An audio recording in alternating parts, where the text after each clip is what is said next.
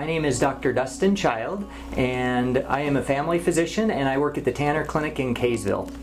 And today we're going to answer some questions that different patients have asked. Valerie has a question, and she asked, with allergy season coming, how do we distinguish between allergies and a flu or cold? And what I would say there is with allergies, you're going to have a lot of symptoms with the eyes, nose, you're going to have itching or watery eyes, itchy nose, a lot of sneezing. With cold or flu, look more for fever, chills, cough, muscle aches, headache. The other thing is with allergies, there's going to be something that triggers that. Maybe seasonal allergies when you head outside in the spring, and that'll be a good clue. Okay, the next question is from Sharon. And she says, my husband's diabetes is not well controlled despite taking insulin. Is there anything else he can take? She also says that he's been gaining weight. The problem with insulin, even though it does control the diabetes, it can cause some weight gain.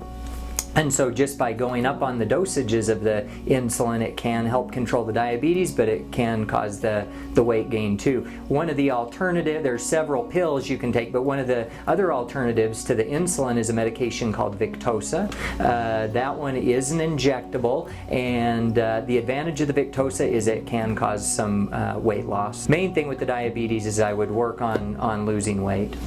The next question comes from Becky, and Becky says, my 21-month-old is only saying a few words, and then she basically asks him, should I be worried and should we get help? And the answer with that is a couple just rules on or guidelines for words with the kids. At 12 months, usually the kids will know 2 words. By 15 months, usually they'll know 2 to 3 words besides mom or dad. And by 18 months, usually they'll know 6 words. By 2 years old, they'll know about 50 words and talk in 2 to 3 word sentences, so they'll be able to put words together.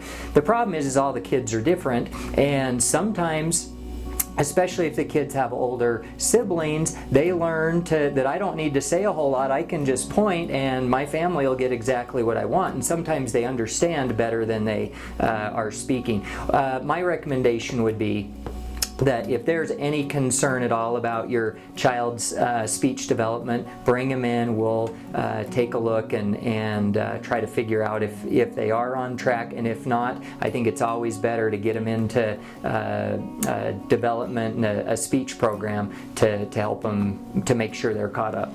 Jennifer has the next question, and she says, how do I distinguish an allergic rash? And that's a great question. There's all sorts of rashes. Some of them are very serious. I would say an allergic rash, usually you're not going to have a fever with it.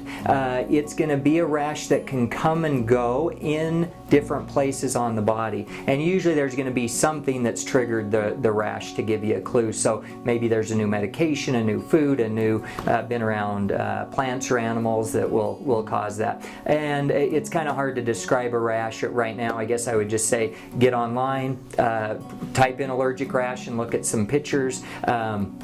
But usually they will come and go, and usually there's not going to be any blisters or pustules with those rashes, and a lot of times they will respond to like an antihistamine like Benadryl or Zyrtec or Allegra. Here's one that affects a lot of people. This one's from Amy, and a great question. For losing weight, what is the most beneficial? Should we work more on nutrition or exercise or both? And the answer really is both. And one of the things in the United States, we just have so much good food, we supersize everything, and we just overall eat too much. So people that do want to lose weight, the best way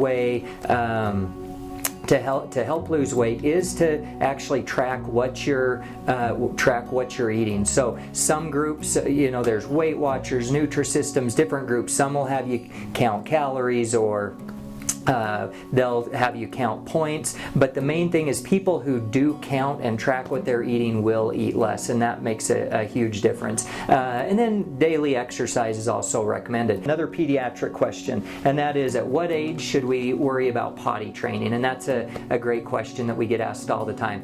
And Most kids will be interested sometime between age 2 and 3. Boys usually are a little later, and in fact a lot of times we don't even start worrying about that until they are age 3. If the child normally should be able to recognize that they've gone to the bathroom, or maybe even tell you, hey, can you change me? Then that's a terrific sign that they're ready to potty train. Now, when you do try to have them potty train, you want to have them try at the most likely times when they're going to go.